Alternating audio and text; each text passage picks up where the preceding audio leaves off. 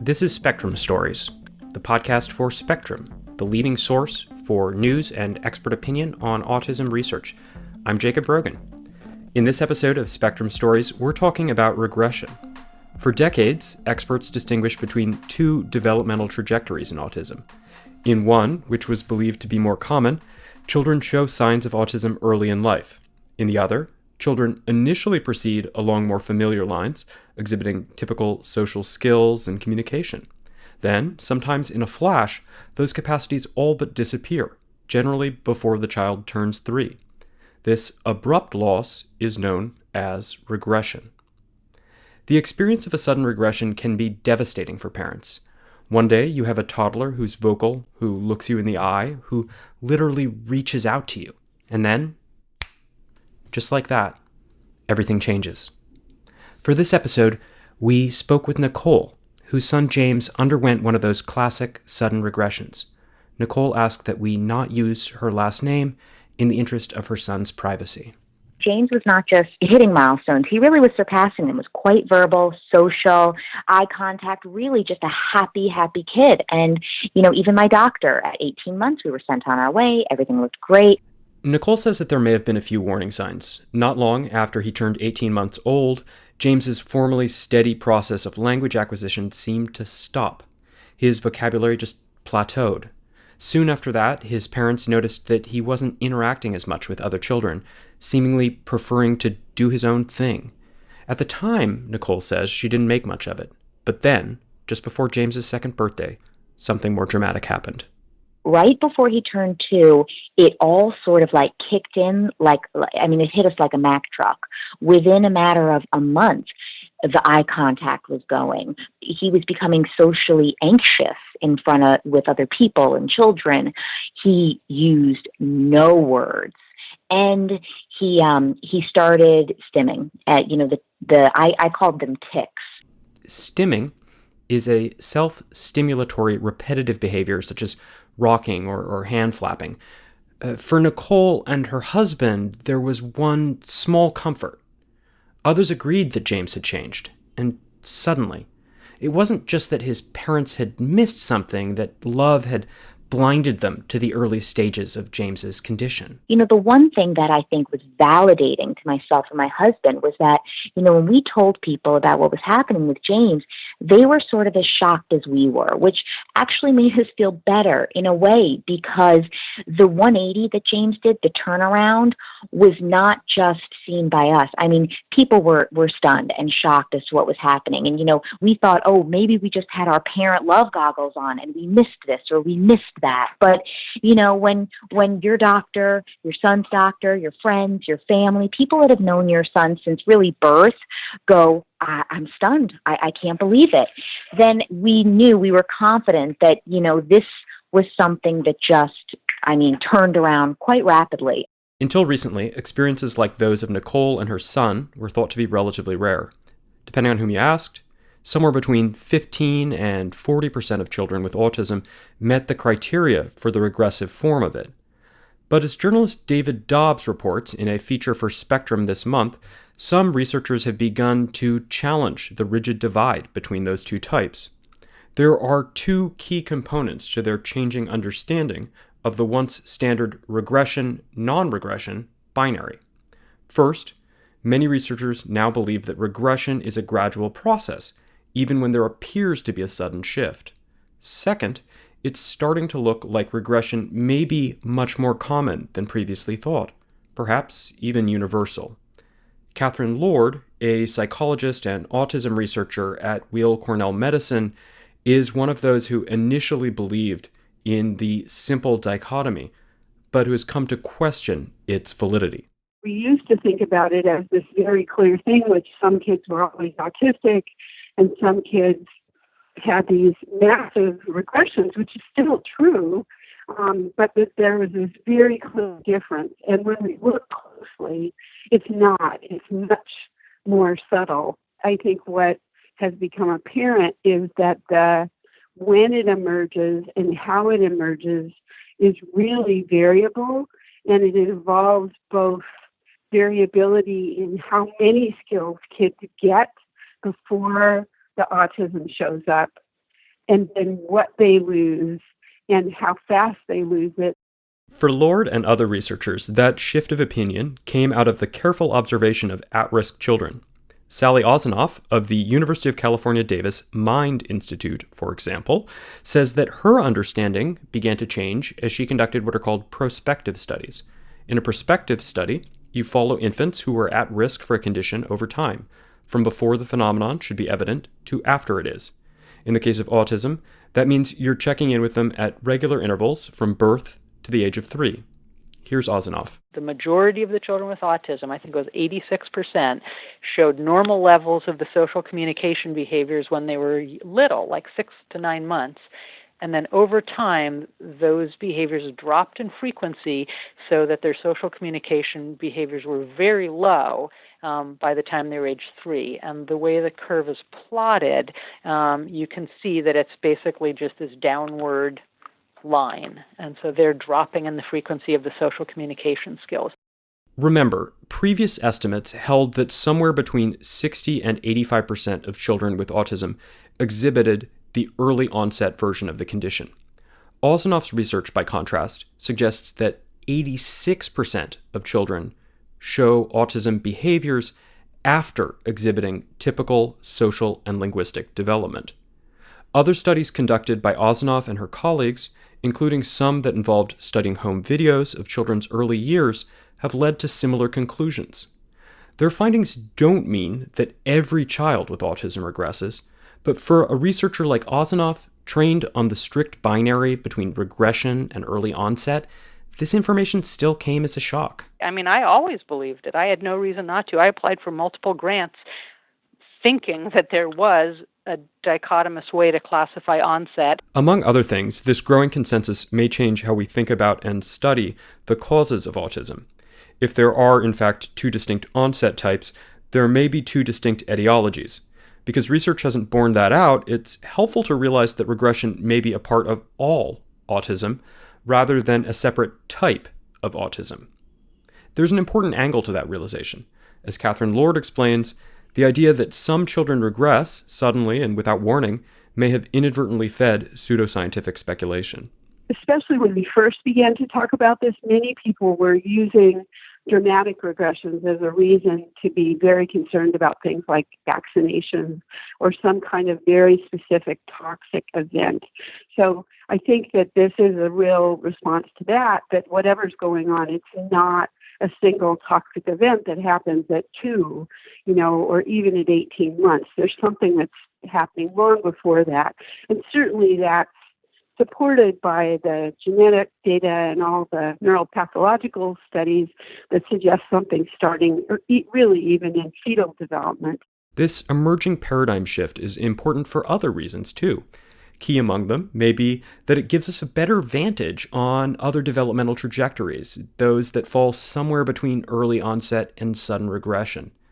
That's very much the case for another parent, a woman named Sarah, who also asked that we not use her last name here. Her son, Sam, began showing signs of autism shortly after he turned 2, but Sarah didn't see the archetypal version of regression where a child is talking one day only to fall silent the next. Here's how Sarah tells it. Our regression story was a little bit different than you typically hear in autism, where our little guy didn't lose language. In fact, his language over his regression period really improved and tended to get better and just get better and better. So, we just sort of didn't see the other more subtle types of regression that was happening in him, where he stopped looking at us as much. His facial expressions became more flat and less varied. He wasn't using gestures. He wasn't integrating all of his social and communication behaviors together anymore. Ultimately, he would show other unusual behaviors, obsessively lining up objects and actively avoiding interaction with other children, for example. Further complicating the story, though, is that Sarah, too, is an autism researcher. She actually works with Catherine Lord. Today, she wonders whether that made it harder for her to recognize her son's condition. I don't know I don't know if it helped or hurt me, actually.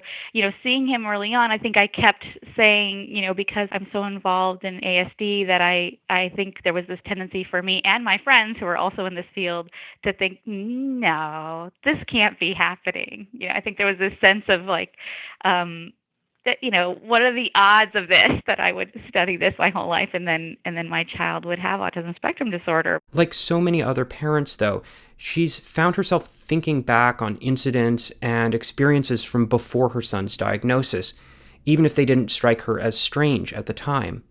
One of them played out during the holiday season last year, when Sam was around 26 months old, just after his younger brother was born. The first thing I noticed was he became really interested in Polar Express. So, it's always on TV during that time, and we had just brought home Welcome to New Baby, so we were really excited to celebrate this sort of holiday season, and he really enjoyed acting out scenes from Polar Express even when the movie wasn't on. So we live close to New York City, and he would find Metro North tickets in my purse, and he would pull them out and do the whole I lost my ticket scene over and over, which was adorable. I left my ticket right here on the seat, but it's gone. You mean you have lost your ticket? She didn't lose her ticket. I did. Soon after, Sarah's son was scripting other scenes too, and that's when the lining up of objects began to creep into his repertoire. At the time, though, Sarah didn't put much stock in any of it. After all, typical toddlers can engage in those same behaviors. But when Sam was around 30 months old, the warning signs had become more difficult to ignore. I took him to a birthday party to play with kids his age who he had seen before and played with before.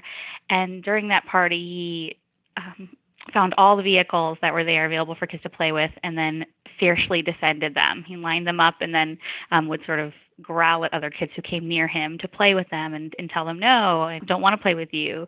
And he would say to me, Mommy, I want to find the vehicles. And then at that party, also some of the other parents who were very familiar with my child even said to me, especially later looking back, they said, yeah, he was different then. And they couldn't really put their finger on how he was different.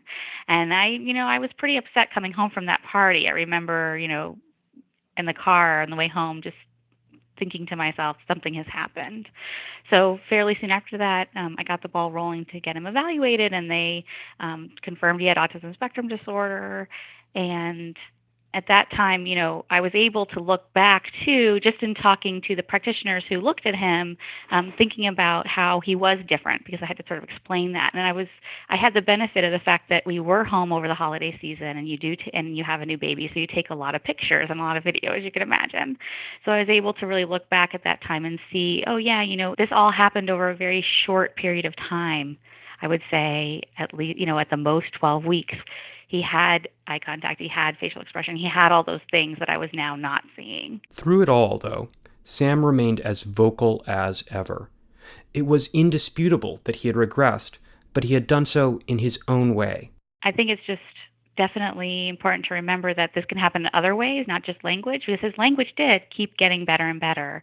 I was keeping track of his language at the time, from his 2-year-old pediatrician appointment until, now he's almost 3. And I don't think there was a language regression at all. I think it was mostly related to other social behavior that he was doing. One lesson of these stories may be that there's no one absolute sign of regression. It can take many shapes and follow many pathways. That possibility might seem frightening to some, but Osinoff argues that it's a positive development in our understanding of autism. It's good news to know that, because it gives us this whole protracted period where we could catch it and do something about it, right? I mean, if you were able to find a child who is in the middle of a regression versus has already gone through it and has autism, you might be able to pull them back, or you might be able to catch them before all the signs are there and you have fewer behaviors to treat or fewer symptoms to treat. That hopeful reading is borne out by real examples. Sarah says that her son Sam, for example, has already begun to recover some of the skills that he had lost after his regression began. Nicole also draws some hope from the possibility. we're still at the start of this now. He just turned 2. We're just at sort of the beginning of his diagnosis. And, what we've heard from many specialists and people who've gone through this is that, one of the good things is that, we're getting this at an early age as opposed to 3 or 4. But I think the reason why we've gotten this so early is because James's symptoms were not subtle. I've talked to many parents who at 3 or 4 still kind of weren't sure what to make of things here and there. With James, it came on so quickly, there was almost no doubt in anyone's mind. Importantly, though, the growing consensus that many regressions may have a more gradual trajectory doesn't mean that parents need to live in a state of constant fear. Lord, for one, advocates an attentive but still calmly moderated approach. I mean, what we don't want to do is we don't want to make parents even more nervous wrecks than they already are in terms of watching very small kids. And there is day-to-day variation, in small children. But I think that just to be conscious that if a child who's been talking goes for a week and doesn't say anything, then, I think the first thing I would do is ask the people around you, does this child look different? Get information from your relatives or your friends, or get input from other people and have them listen to you, not just automatically reassure you, or go back to your pediatrician and see. But I think we don't want to make people extraordinarily anxious. But I think, what we see in these kids is this process, again, of something changes a little bit, and it's usually little bits and pieces. As researchers like Lord and Osinoff know all too well, none of this can assuage the pain of parents whose children have already undergone a regression. Lord, for example, says that practitioners have to remember that there might be an element of PTSD, of post-traumatic stress disorder, for many families. I don't want to downplay how hard it is for families when a child does lose skills, because I think that, they sound like tiny skills, but they, again, having a word or two, or a child who points, some of the little things that children do, a child who gives you, feeds you their Cheerios, and who stops doing that. That is, when that happens, initially I think families think it's not a big deal, and then when it's gone, it does. When a family realizes that's gone and they can't get it back, it is quite difficult. No one that I spoke to knows this better than Nicole.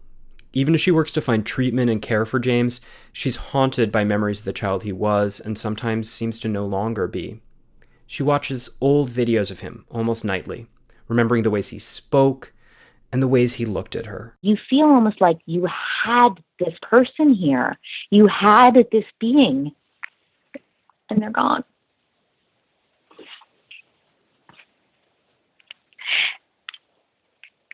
And unfortunately, the problem with that thinking is that you almost have to forget about that person that was here.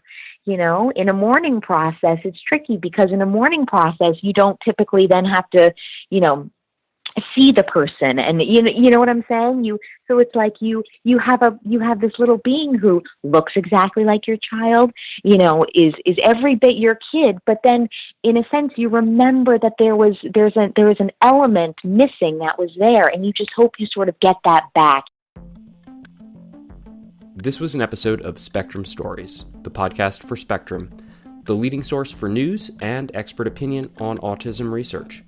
To read more on new developments in the study of regression, read David Dobbs' article, Rethinking Regression in Autism, available at spectrumnews.org. Audio for this episode was edited by Mickey Capper. I'm Jacob Brogan.